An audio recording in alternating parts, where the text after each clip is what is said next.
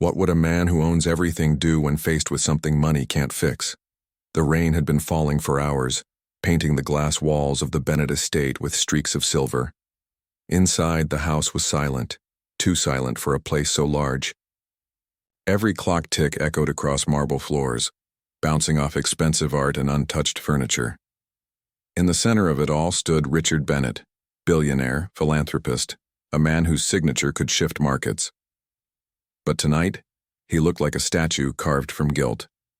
His eyes weren't on the empire he'd built, but on the faint glow coming from a room down the hall. His son's room. Ethan Bennett, 17, had been confined to a wheelchair since the accident. Once, he'd been the light of every room. He entered, the kind of kid who could talk the grimmest soul into smiling. Now he sat by the window most days, staring at the garden below as if searching for a world he used to belong to. Richard would watch him from a distance, each time feeling a little more like a stranger in his own home. But tonight was different. The butler had announced that the visitor had arrived, the man Ethan had been talking about for weeks, someone Richard had never heard of before, a stranger who, apparently, had changed his son's life. Richard didn't like strangers, not in his home, not around his son, especially not when he couldn't predict their motives. Still, something in Ethan's voice when he mentioned the man had stopped Richard from saying no. There had been hope, real, fragile hope, the kind that had been missing since the crash. The sound of the doorbell echoed through the mansion. Ethan's hands trembled slightly on his wheelchair wheels. "He's here," he whispered. Richard's heart tightened.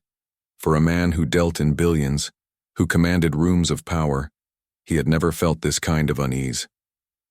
He straightened his tie, trying to disguise the tremor in his chest, and nodded to the butler. The door opened. Rainlight spilled in, along with the faint scent of asphalt and cold wind. A figure stood there, drenched, silent, wearing a dark jacket and carrying something heavy in his right hand. The man's eyes scanned the grand foyer, pausing for a moment on the chandelier, the staircase, the portraits on the wall, then finally, on Richard. They stared at each other. The man looked ordinary, early 30s maybe, rough hands, a tired face, the kind of man you'd pass by on the street without a second glance. Yet there was something in his eyes, something that didn't belong in this world of polished glass and quiet wealth. A stillness, the kind that only came from seeing too much. "Mr. Bennett?" the man asked quietly. His voice was calm but carried a strange gravity. Richard nodded. "You must be Jack," he said. "Jack Turner." Ethan wheeled forward, his face lighting up for the first time in months. "Dad, this is him. This is the guy I told you about." Richard glanced at his son, then back at Jack. "The one from the hospital?" Jack gave a small nod. "We met during rehab. He was going through a lot." "I still am," Ethan said softly. "But Jack helped me remember I'm not broken. He showed me how to fight again." The words cut Richard deeper than he expected. Fight again. It was something he hadn't heard from Ethan since before the crash.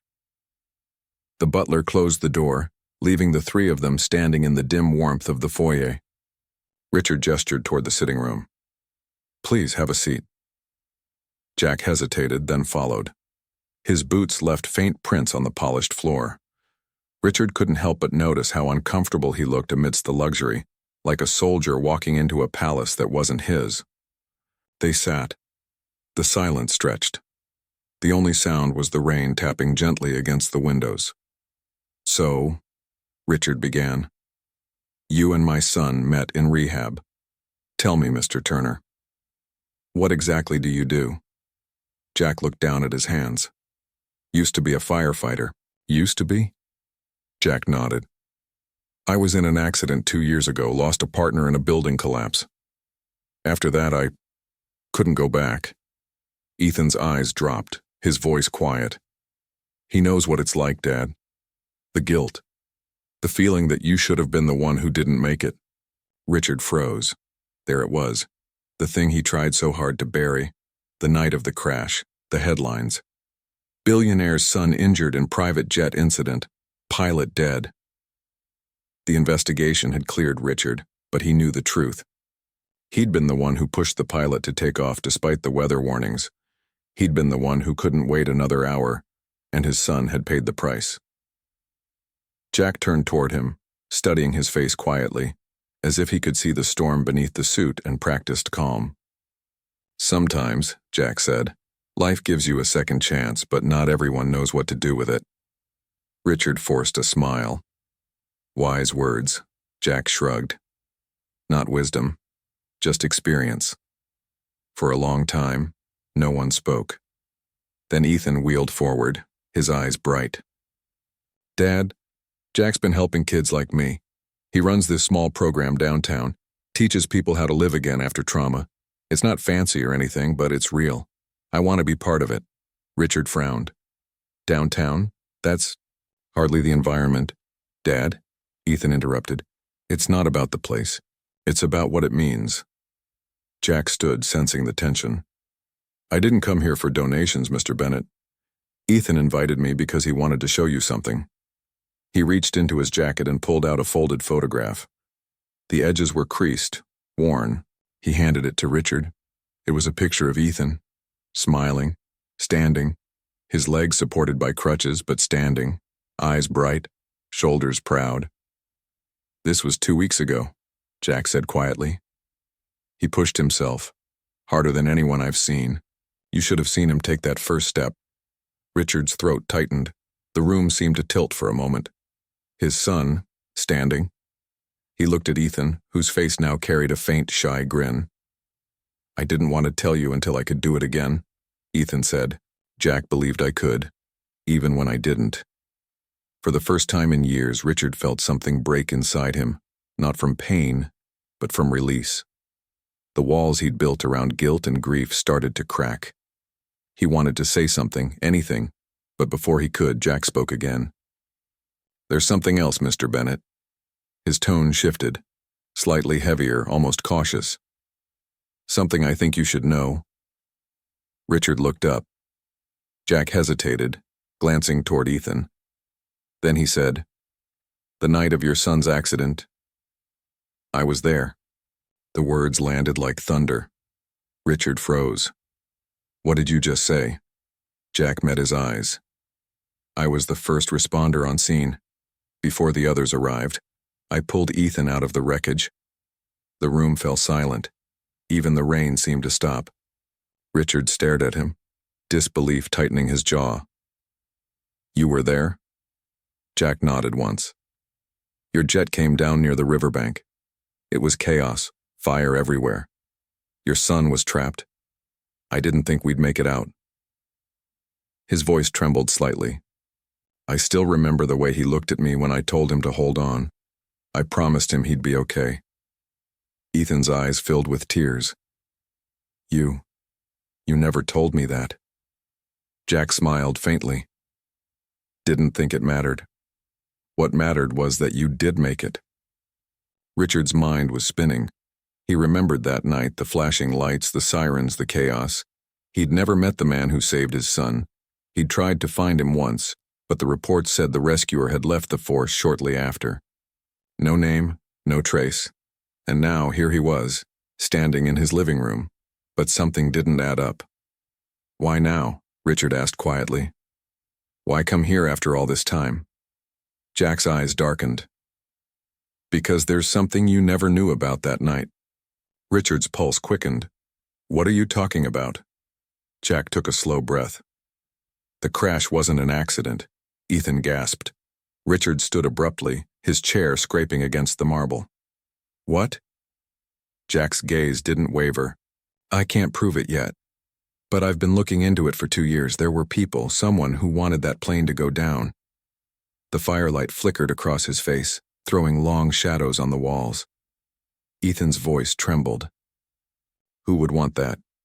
Jack turned to Richard. "That's what I came to find out. And I think you already know where to start." For a moment, the only sound was the wind howling outside. Richard stared at the man who had saved his son's life, and now might be about to shatter everything he thought he knew. In the reflection of the glass, lightning flashed, illuminating their faces. The billionaire father, the broken son, and the hero with a secret that could destroy them all. Then came the distant rumble of thunder, as if the night itself was warning them. And in that silence, Richard finally realized the past had just walked back into his home, to be continued. Lightning flickered again, splitting the sky into veins of white and shadow. For a brief moment, everything inside the Bennett mansion froze. The billionaire, the firefighter, and the boy who'd been caught between both of their worlds. Richard's voice broke the silence first, low and cold. "You're saying someone wanted my son dead?" Jack didn't flinch. "Not your son, the jet. And whoever planned it didn't care who was inside." Richard's jaw tightened. The words hung heavy in the air, pressing against the glass walls of the room until it felt like they might shatter. Ethan gripped his wheelchair, his voice trembling. "Dad, is this true? Is someone after us?" Richard didn't answer. His mind was already running. Faces, names, board meetings, political rivals. The crash had been written off as weather-related, an unfortunate pilot error. He'd believed it because it was easier to believe. But Jack's tone, his certainty, it reopened a door Richard had sealed long ago. Jack stepped closer. "I spent 2 years trying to let it go. I couldn't. There were too many things that didn't add up, the call logs, the maintenance report, the missing black box data. I didn't have access to much, but what I did find pointed to sabotage." Richard's eyes narrowed. "How do you even get that kind of information?" "I know people who still owe me favors," Jack said simply. "And when you've seen enough fire, you learn to recognize when one's been started on purpose." The air thickened. Outside, the rain softened to a whisper, but the tension inside the house only grew louder. Ethan looked between them, his voice cracking. "Dad, if he's right, we have to find out who did it." Richard turned away, walking toward the massive window that overlooked the storm-swept city. His reflection stared back at him, older than he remembered, worn by guilt and time. "You don't understand, Ethan. The world I live in, it's not about right or wrong. It's about control. And people who want control don't play fair." Jack folded his arms. "Then maybe it's time someone stopped playing by their rules." Richard's eyes flicked to him, something burning behind them. Anger, or maybe fear. "You think you can just walk into my house and accuse my world of murder?" "I didn't come here to accuse anyone," Jack said. "I came because your son deserves the truth. He was the one inside that wreckage. Don't you think he has a right to know why?" The question hit harder than it should have. Ethan's eyes filled with tears he didn't want his father to see. Richard didn't move. He just stared out at the city, his reflection flickering between light and shadow as lightning rolled through the clouds. For a long time, no one spoke. Then, without turning, Richard said quietly, "If you're right, if someone caused that crash, then I need to know who and why." Jack nodded once. "Then you'll have to come with me." The rain had stopped by the time they left the mansion. The world outside glistened, 1,000 drops of water reflecting the city lights like shards of glass. Richard's black sedan rolled through the wet streets, its headlights cutting through fog. Ethan sat in the back seat, his wheelchair folded beside him. Jack rode in the passenger seat, silent, his eyes fixed on the road ahead. They drove south, then past the skyline, past the districts of glass towers and private clubs, until the buildings thinned and the city's pulse grew rougher, rawer. The air smelled of smoke and rain. "Where are we going?" Richard asked. Jack pointed toward the horizon, a place most people don't look twice at. But someone there has answers. They stopped at an old firehouse, abandoned, its red doors faded and cracked. A streetlight flickered above, humming in the dark. Jack stepped out first, pushing open one of the doors. Inside, the air was thick with dust and memories. "This used to be my station," he said quietly, "before the collapse. Before I quit." Richard followed, his shoes echoing against the concrete floor. "And now it's what? A secret investigation base?" Jack smiled faintly. "Something like that." He led them to a corner where a workbench stood covered in papers, maps, and photographs. On one of them, a grainy printout of a flight path. The line ended abruptly over the river. Jack tapped the photo. "Your plane didn't go down because of turbulence. The data from the maintenance system was tampered with. Someone overrode the diagnostics remotely." Richard leaned in. "Remotely? That's not possible." The systems are encrypted. Encrypted doesn't mean unbreakable, Jack interrupted. Especially when the one doing it has access. Ethan's voice was small but steady. Access like someone from the inside? Jack nodded. Exactly. Richard's chest tightened. He thought of his company, the dozens of people who had built their careers around his empire. Engineers, board members, executives, all loyal, or at least they seemed to be. Jack opened a drawer and pulled out a small metal drive. I managed to trace part of the signal to a private server. Belongs to a subsidiary of your corporation, Bennett Aeronautics. Richard froze. That's impossible. That division handles humanitarian drone tech. It doesn't even work on aircraft systems. Jack met his eyes. It did 2 years ago, until someone shut it down. Richard's mind reeled. He remembered the shutdown, a quiet internal closure following a budget realignment. He hadn't asked many questions at the time. Someone else had handled it. A name surfaced. One he hadn't spoken aloud in years. Marcus Hale, his chief financial officer. His oldest friend. The man who had convinced him to take that flight. Richard's voice dropped to a whisper. If you're suggesting Marcus, I'm not suggesting, Jack said. I'm saying the signature on the server logs matches his clearance ID. Whoever caused that malfunction used his credentials. The silence that followed was suffocating. Ethan's voice was barely audible. He's your friend. Richard didn't answer. His thoughts were a blur of faces, conversations, trust. Marcus had been there from the beginning, through every deal, every crisis. They'd built everything together, and now this. Jack stepped closer. I know it's hard to believe, but you need to see it for yourself. He's still in the city, still working under your name. Richard's hand tightened on the edge of the table. If what you're saying is true, then I've been funding my own betrayal.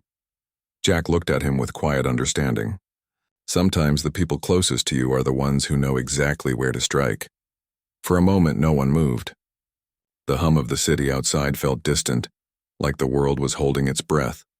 Then Richard straightened, his voice sharp. Show me everything you've got. Every document, every trace. If Marcus did this, I'll find him. Jack nodded and began spreading files across the table. Photocopies, coded emails, transaction receipts. The evidence wasn't complete, but it was enough to draw a line between suspicion and truth. Ethan watched them both, his father and his rescuer, 2 men bound by guilt, chasing the same ghost. His heart ached not just from fear, but from something deeper. He had spent years feeling helpless, but tonight, watching them, he realized he wasn't powerless anymore. I want to help, he said quietly. Richard looked at him. Ethan, this isn't... It is about me, Ethan cut in. You said people like this don't play fair. So teach me. Let me help you fight back. Jack smiled faintly. You raised a strong kid, Mr. Bennett. Richard's gaze softened. For the first time in a long time, he saw the fire in his son's eyes.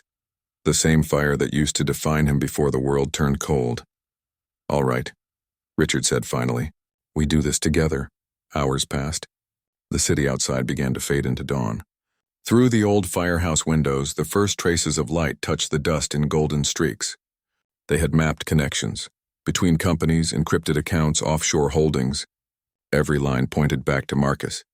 But one document stopped Richard cold. It was an insurance policy, one that had been updated a week before the crash. Jack read it aloud. Primary beneficiary Marcus Hale. Ethan's voice cracked. He was going to inherit your company if something happened to you. Richard closed his eyes. He must have thought I'd be on that plane alone. He didn't know Ethan would be with me. Jack's jaw tightened. Then your son survived something that wasn't meant to be survived. The room fell silent again. In that silence, Richard felt something awaken inside him. Not just anger, but purpose. He turned toward the window, watching the sun climb above the skyline. He took everything from me. My trust, my family's peace. I won't let him walk free. Jack's voice was steady. Then you'll need proof.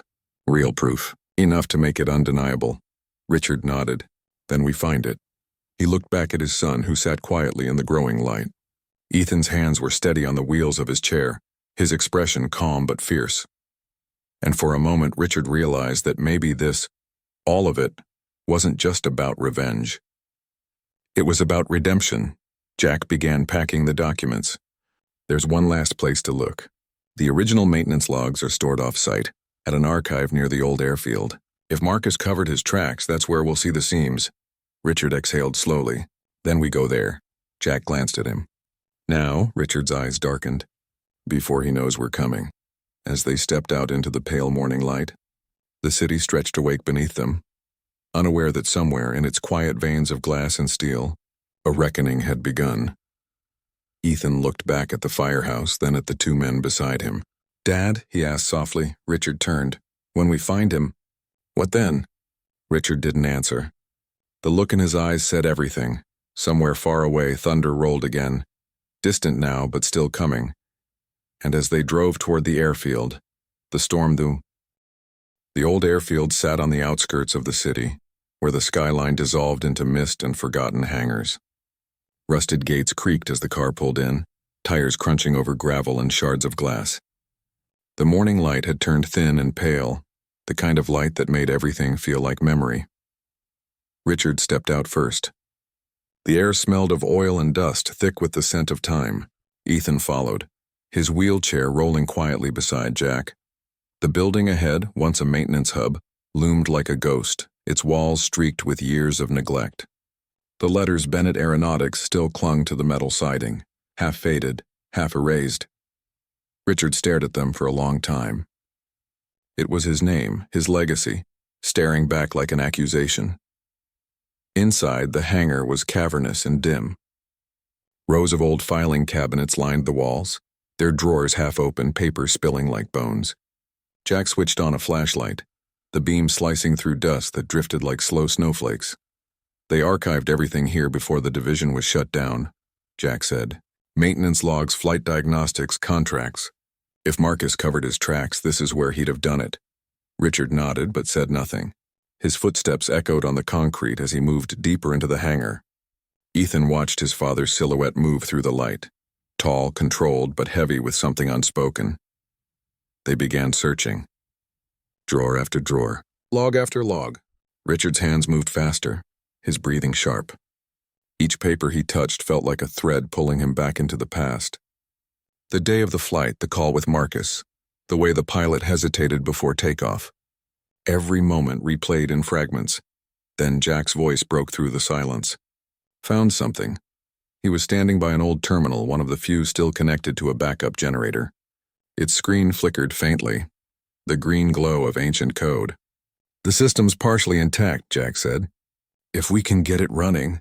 Before he finished, the monitor blinked and came to life. Lines of data scrolled upward, old but not erased. Ethan wheeled closer, the light reflecting in his eyes. "Can you access the logs?" Jack typed quickly, navigating through directories until a file appeared. Flight 427 maintenance, final transmission. Richard's breath caught. "That's it," Jack hesitated. "You sure you're ready to see this?" Richard met his gaze. "Just play it." The screen flickered again and a line of static-filled text appeared. Then faintly a voice, distorted but unmistakably human. "Diagnostics override authorized. Clearance code Hale 07." Richard froze. Marcus's voice, calm, routine, followed by another sound, mechanical beeps, the hum of a system adjusting course. Then a final chilling sentence, confirmed. Remote autopilot initiated. Manual control disabled. The recording ended abruptly, leaving a silence that rang louder than any sound. Ethan's face drained of color. He locked the controls?" Richard felt the world tilt. "He did more than that," he whispered. "He took the plane from us before it ever left the ground." Jack leaned over the terminal, scanning the code. He must have planned it days in advance. The override was embedded in the maintenance software. Once the jet reached altitude, it was already doomed. The words hung between them like smoke. Richard's hands trembled slightly. He knew I'd be on board. But why risk everything? Jack didn't answer. He just looked at him, a quiet understanding in his eyes. The kind that comes from loss. Maybe it wasn't about the company. Maybe it was personal. The thought hit Richard harder than he expected, personal. The word echoed. He remembered Marcus's expression the day before the crash.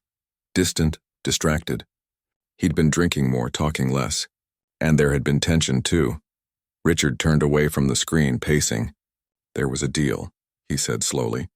"A merger. Marcus wanted it. I didn't. He said it would secure our future. But the investors behind it, they weren't clean, Jack frowned. So you refused and he made sure I wouldn't be in the way. The realization settled cold and sharp in his chest. Ethan's voice wavered. Dad, if he wanted to kill you, why didn't he finish it after the crash? Why disappear? Richard stopped pacing. The question cut through the haze. He turned to Jack. Because he thinks he succeeded. Jack's brows furrowed. Meaning? The official report said the pilot was at fault. Marcus made sure the blame stayed there. He probably assumed Ethan's injuries would keep him silent, that I'd never question it. Ethan's eyes filled with something between anger and resolve. Then he doesn't know what's coming. Jack closed the terminal, pulling out a small drive. We've got enough to confront him. But we need to be careful. If he suspects we know, he'll run. Richard nodded. But his expression was distant, like a man standing on the edge of two worlds. Outside, the wind had picked up, sweeping through the broken glass of the hangar windows. It whistled through the metal rafters like a warning. Jack turned to Richard. There's something else in these logs, an encrypted section. I couldn't open it without a passcode. Try mine, Richard said. Jack entered the code. The screen flickered again, and then displayed a new folder timestamped 3 days before the crash. Inside were private video recordings, security feeds from inside the corporate headquarters. One of them showed Marcus in his office, talking to someone off camera. Play it, Richard said quietly. The video played.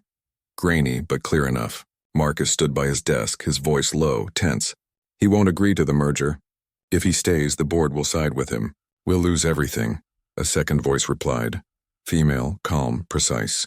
Then make it look like an accident. We'll take care of the rest. Richard's stomach dropped. Who is that? Jack leaned closer, adjusting the playback. The woman stepped into view. Her face was familiar, too familiar. Evelyn Cross, Richard's head of legal counsel. The woman who'd handled every settlement, every investigation after the crash. Ethan whispered, She's been in our house. She came to see me. She said the investigation was closed. Richard's voice hardened. She was protecting him. The realization shifted everything. The crash, the silence, the cover-up. Marcus hadn't done it alone. He'd had help from inside the very walls Richard thought were safe. Jack exhaled. This runs deeper than either of us thought. Richard stared at the frozen image on the screen. Marcus and Evelyn standing side by side, their eyes cold, calculating. Then it's time we dig deeper. The moment hung like the calm before another storm. Ethan broke it softly. Dad, what if she knows we're looking? What if she's watching us right now? Richard hesitated. The idea sounded paranoid, but paranoia had just become survival. He looked around the hangar. Every shadow suddenly felt alive, every sound too sharp. Then somewhere outside, a faint echo, the crunch of gravel under tires. Jack turned, his hand instinctively going to his side. We're not alone. Richard's pulse quickened. How the hell? Headlights cut through the hangar windows, sweeping across the walls. A black SUV rolled to a stop just outside, engine still running. Ethan whispered, Dad. Jack motioned for silence. He moved toward the edge of the door, peering through a gap in the metal. Two figures stepped out of the SUV, both in suits, both moving with practiced precision. Not cops, Jack muttered. Security detail, corporate. Richard's voice dropped to a whisper. They found us. Jack nodded toward the back. There's a service exit. Take Ethan, I'll distract them. Richard's instinct screamed no, but there wasn't time. The hangar doors began to groan open, flooding the space with harsh daylight. Jack looked back once, meeting Richard's eyes. Get him out now! Ethan clutched his father's arm. Dad! But before he could finish, the sound of footsteps filled the hangar. Two shadows stretched long across the floor, and then a voice. Calm, familiar, cold. Richard, it said. Richard froze. He knew that voice. Marcus Hale stepped into the light. The years hadn't changed him much. Still immaculate, still wearing that calm, unreadable expression. But there was something new in his eyes. A quiet arrogance. A man who believed his past had been buried forever. Going through old memories? Marcus said lightly. You always were sentimental. Richard's voice trembled with fury and disbelief. Why? Marcus smiled faintly. You wouldn't understand. Jack moved subtly between them, ready. Try me. Marcus's gaze flicked to Jack, assessing. Ah, the firefighter. The savior. You've been busy. He turned back to Richard.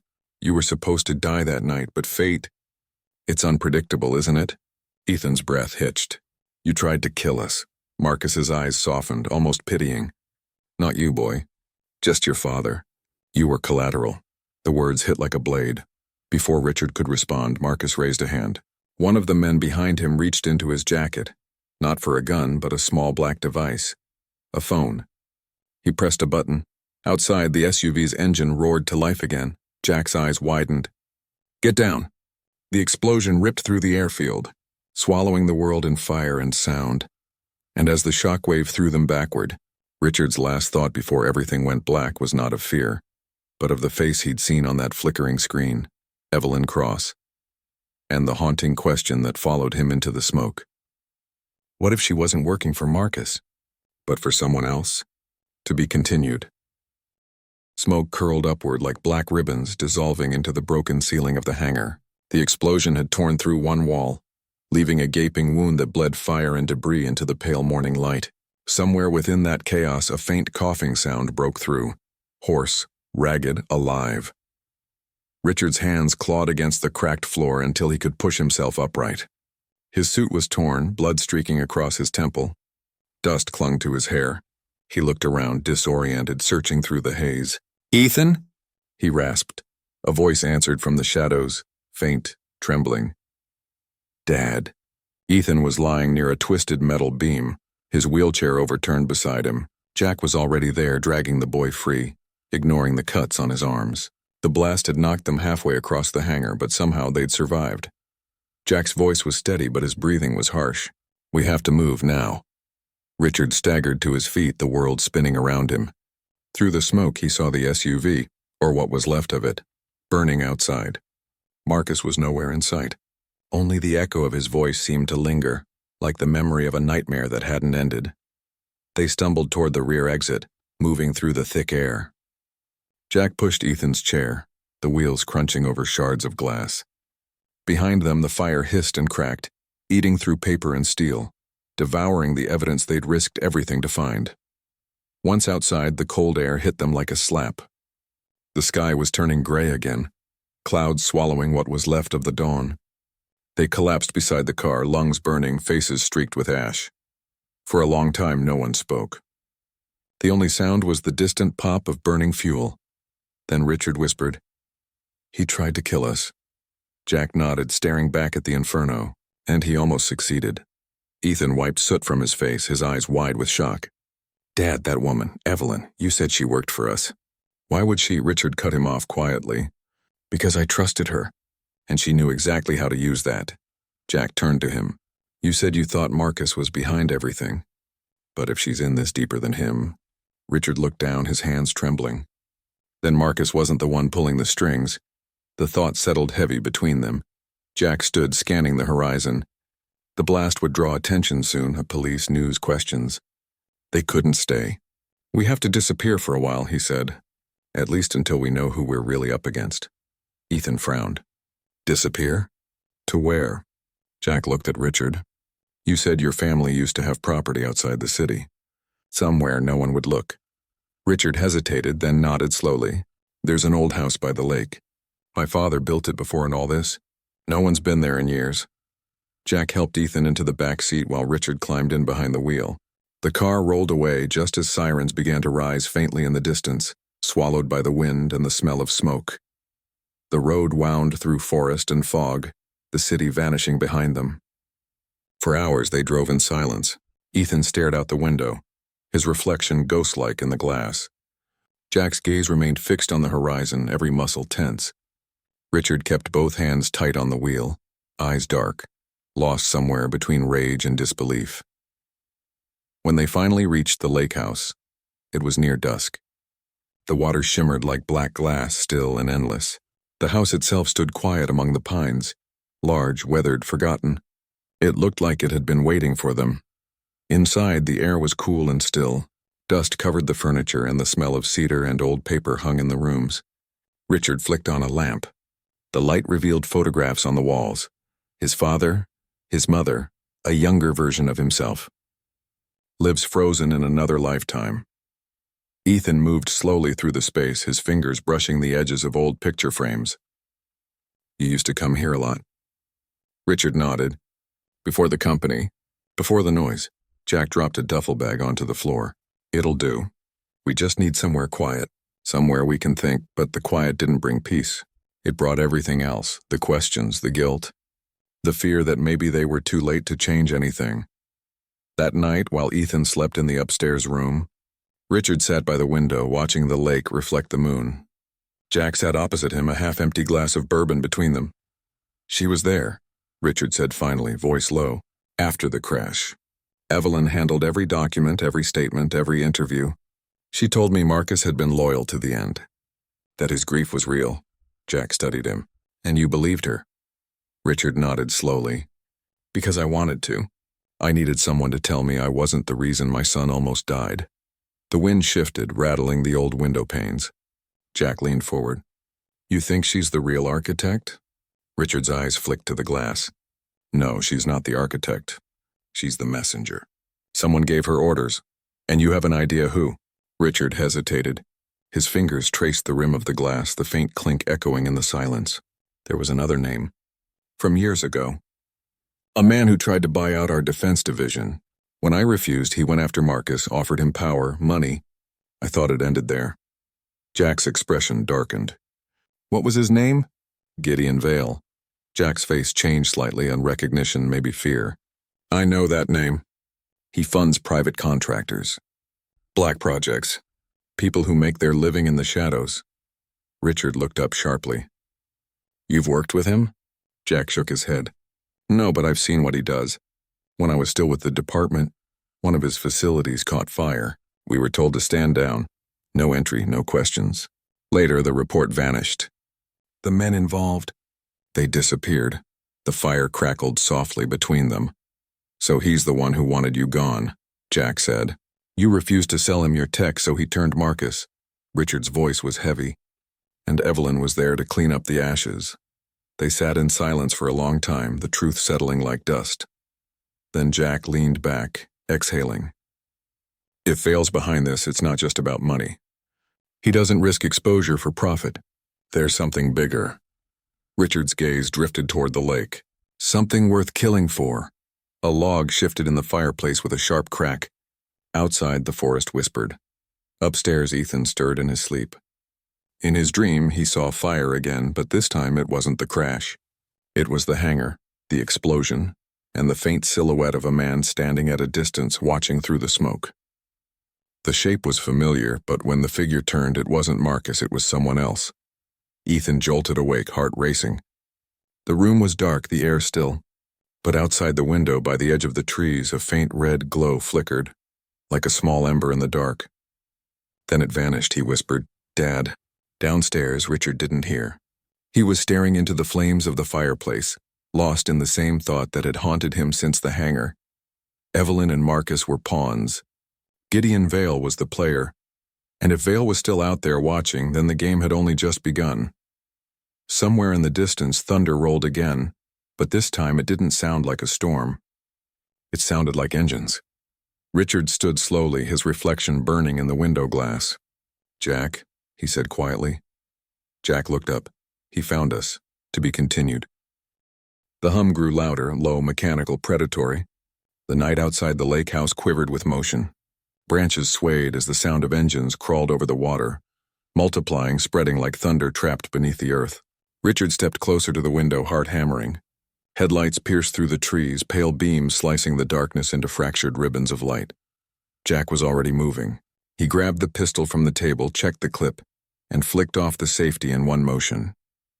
They're not here to talk, he said. His voice was calm, but his eyes, cold, calculating, betrayed the gravity of what he already knew. Ethan wheeled into the living room, rubbing sleep from his eyes. What's happening? Richard turned toward him, trying to mask the fear building beneath his ribs. Stay low, son. Don't move from here. But Ethan shook his head, his voice trembling. Dad, the first shot cracked through the night before he could finish. Glass exploded inward, shards raining across the floor like icy rain. Richard ducked, grabbing Ethan's chair, pulling him behind the couch. Jack fired once through the broken window, then again. Muffled screams echoed outside. Someone hit, someone falling. 2 trucks, Jack said. At least 6 men, maybe more in the trees. The lights of the vehicles pulsed through the fog, painting the old house in strobing bursts of white and shadow. Each flicker revealed the fear on Ethan's face, the tightness in Richard's jaw, the flickering firelight trembling across the floorboards. Richard felt something shift inside him, a slow, cold clarity. He'd spent years building walls of wealth, of reputation, of control.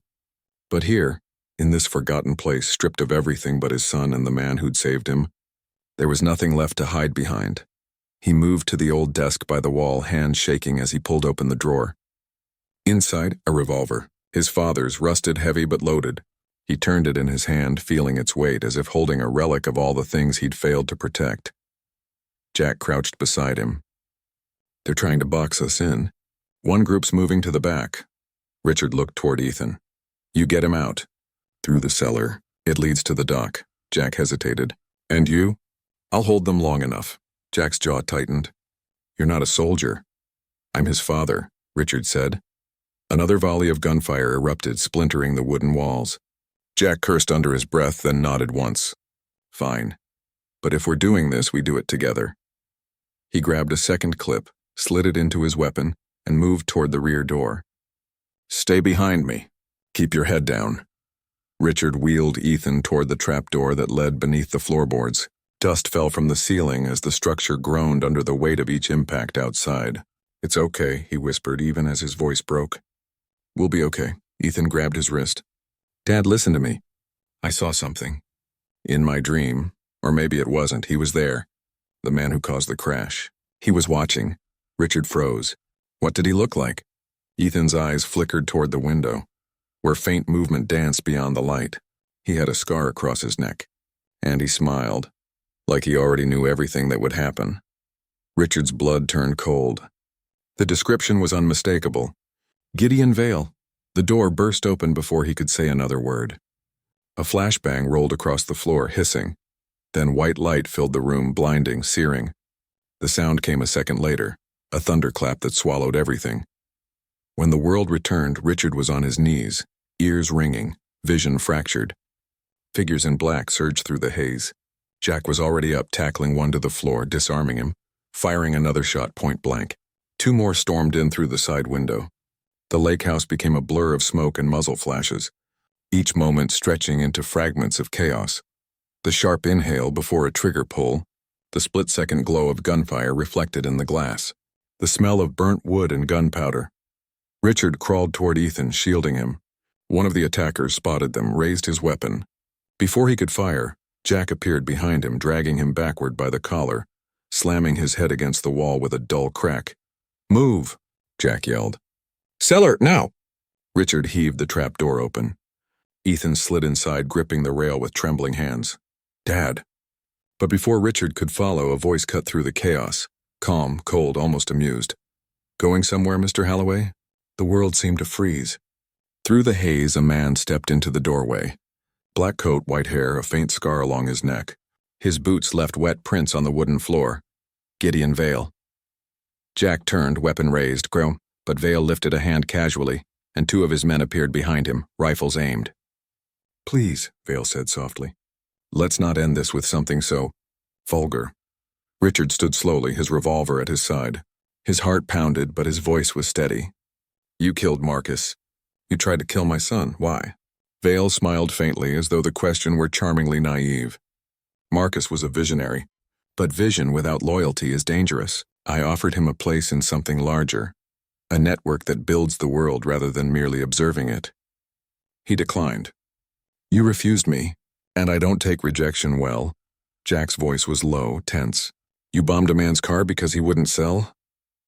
Vale's smile didn't falter. Don't be dramatic. I removed an obstacle. His gaze shifted to Ethan, who was half hidden beneath the trap door. But I didn't expect this. The boy who lived. Ethan glared up at him, trembling with rage. You destroyed our family. Vale stepped closer, eyes gleaming. No, young man. I forged it. Tragedy creates purpose. Look at you, was stronger now, louder, braver. You should thank me. Richard's hand tightened around the revolver. You don't get to rewrite what you did. Vale tilted his head, almost curious. And what will you do, Richard? Shoot me? In front of your son? You don't have it in you. For a moment, everything went still. The fire crackled behind them, painting the room in gold and shadow. Richard's finger trembled on the trigger. He could see his reflection in Vale's eyes. A broken man desperate for redemption. Then Ethan's voice cut through the silence. He doesn't have to. Jack moved first. A blur of motion.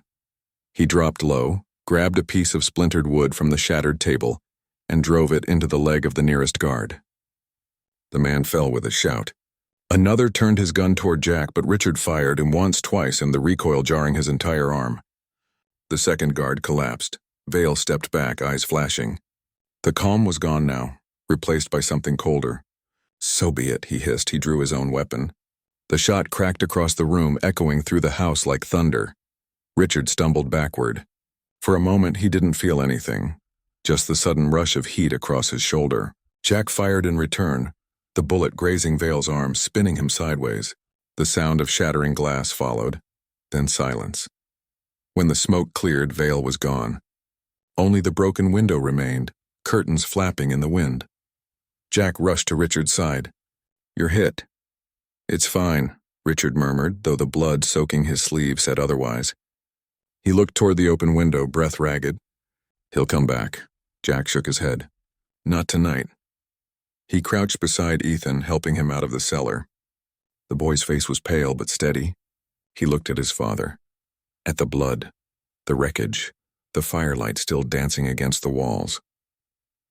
We can't stay here, Jack said quietly. We'll find another way. But Richard wasn't listening. His gaze was fixed on the night beyond the shattered glass. Somewhere out there, Vale was watching, retreating into the trees like a shadow dissolving into the dark. Let him run, Richard whispered. I know where he's going. Jack frowned. Where? Richard turned toward him, the flicker of something fierce and resolute burning behind his eyes. The facility. The one he built from my designs. That's where this ends. The room fell silent again. Only the lake spoke. Soft ripples breaking against the shore, whispering in the distance. Ethan reached for his father's hand. You're not going after him alone. Richard looked down, the corners of his mouth tightening into something between pain and pride. I wasn't planning to. For a long moment, the three of them sat in the fading glow of the dying fire. Outside, the headlights had vanished. The engines were gone. Only the soft hum of the forest remained, wrapping around the house like the breath before a storm's return.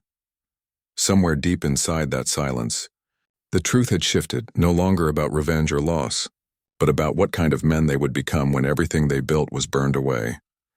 The night faded slowly, giving way to a fragile dawn. The smoke rising from the wreckage caught the light, turning gold at the edges.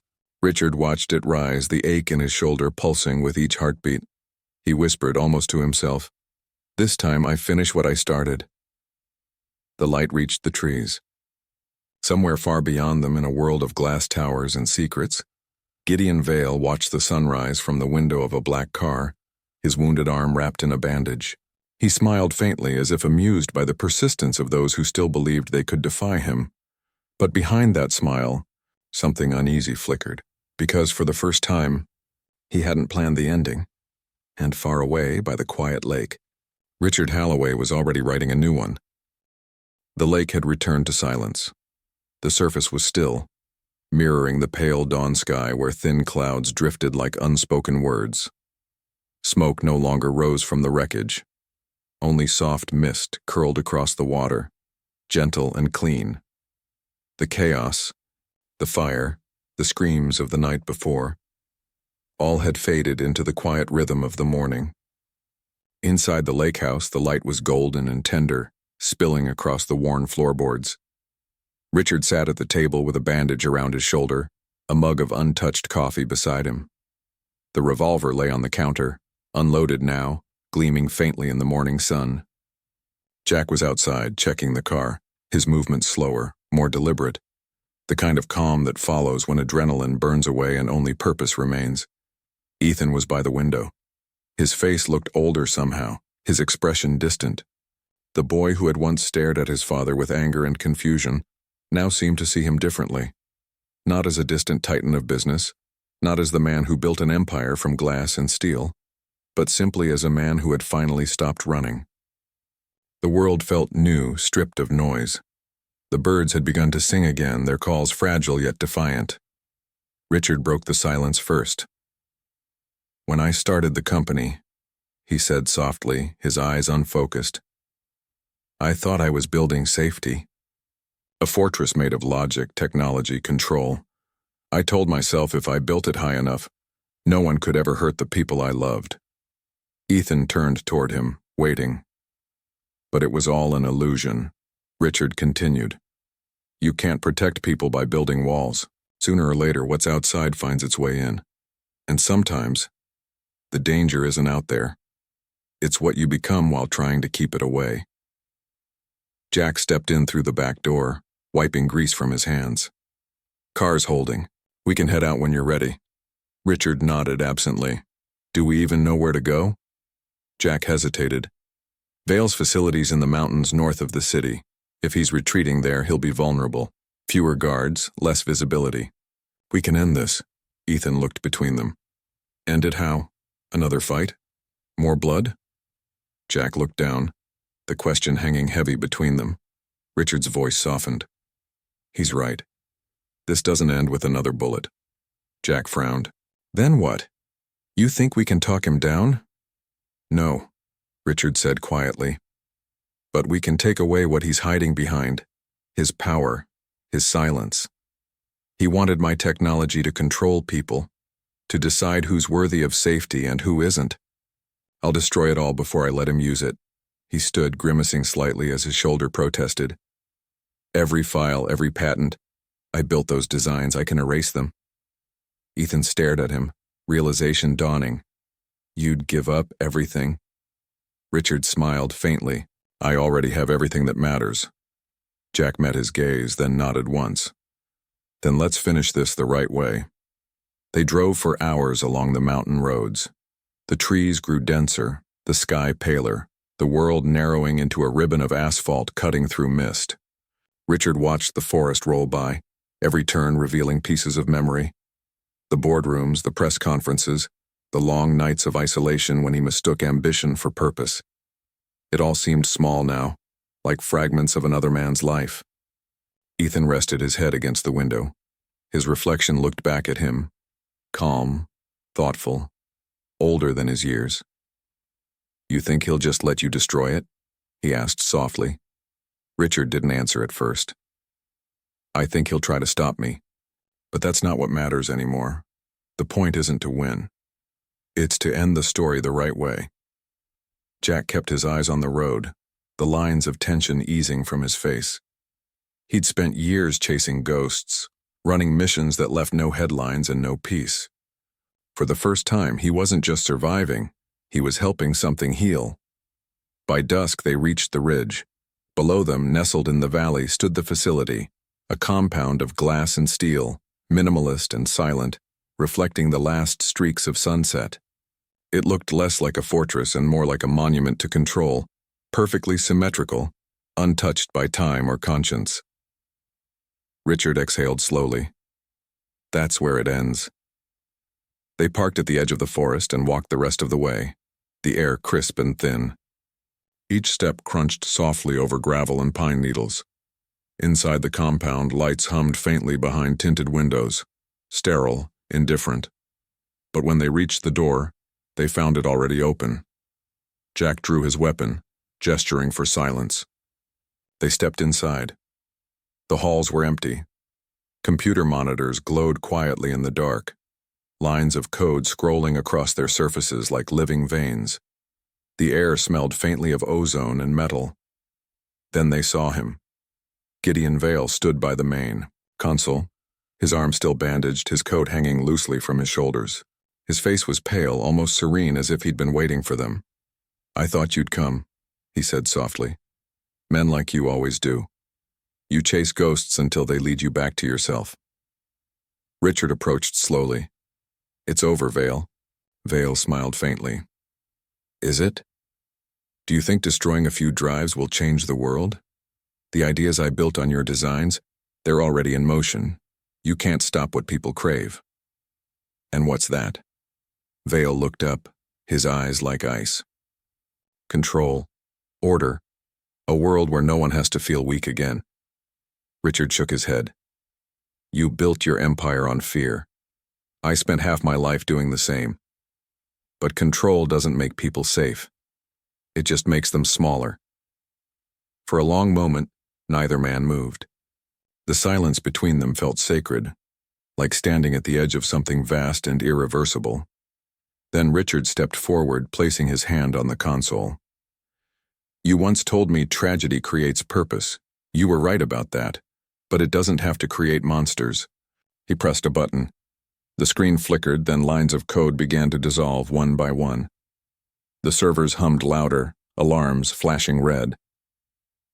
Vale's composure cracked for the first time. Do you have any idea what you're erasing? Richard met his gaze. Yes, I'm erasing my mistakes. The systems began to shut down, the lights flickering out in waves. Outside, the sky deepened into twilight. The facility, once gleaming, now felt like a dying heart. Vale staggered back, staring at the darkening screens. For a brief second, something almost human passed across his face. Fear, regret, maybe even relief.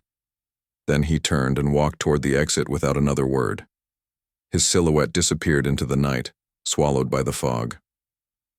Richard stood, still the glow of the final shutdown reflecting in his eyes. Jack placed a hand on his shoulder. It's done. Richard nodded, barely audible. It's done. They left the compound just as the power faded completely, leaving only the sound of wind moving through the pines. Days later, the three of them stood by the lake again. The house was quiet, its walls scarred but standing. Richard had spent the morning boarding up the broken windows. Jack was fixing the dock, whistling under his breath. The world had become simple again. Tasks, time, air, light. Ethan wheeled himself down the wooden path, the sun warm on his face. When he reached the edge of the dock, he stopped, staring out at the water. Do you think it's really over? He asked. Richard joined him, sitting beside him on the edge, boots hanging just above the rippling water. I think things like this don't end. Not completely, but maybe that's the point. You don't get to erase the past, only learn how to carry it without letting it crush you. Ethan nodded slowly. Mom used to say that, you know. That pain doesn't vanish, it changes shape. Richard smiled faintly. She was always right. Jack joined them, tossing a pebble into the lake. You two ever think about what comes next? Richard looked out across the water. Maybe something quieter. Something honest. He turned to his son. What about you? Ethan's expression softened. I want to build again, but not machines. Maybe something real. Places where people can breathe. Richard felt his throat tighten. Then that's where we start. The sun dipped lower, painting the lake gold. A soft breeze rustled through the trees, carrying the faint scent of pine and rain. For a long while, none of them spoke. The world didn't demand anything from them anymore. It just existed. Richard glanced at his reflection in the water, older, lined, imperfect. But for the first time, he saw a man he could live with. He turned to Ethan, voice quiet but certain. You were right to see him as your hero, he said, because in the end, your hero wasn't the man who saved your life. It was the one who reminded me how to live mine. Ethan smiled. The lake shimmered. Somewhere far away, thunder rolled. Not a warning this time, but a reminder that the world was still moving, still alive. And in that silence, Richard finally understood. The greatest empires are not built from steel or wealth, but from the fragile courage it takes to forgive yourself. He looked at his son and asked softly, when the walls fall, what do we build in their place? Ethan gazed at the horizon, where the last light met the water. Maybe something that doesn't need to be built, he said.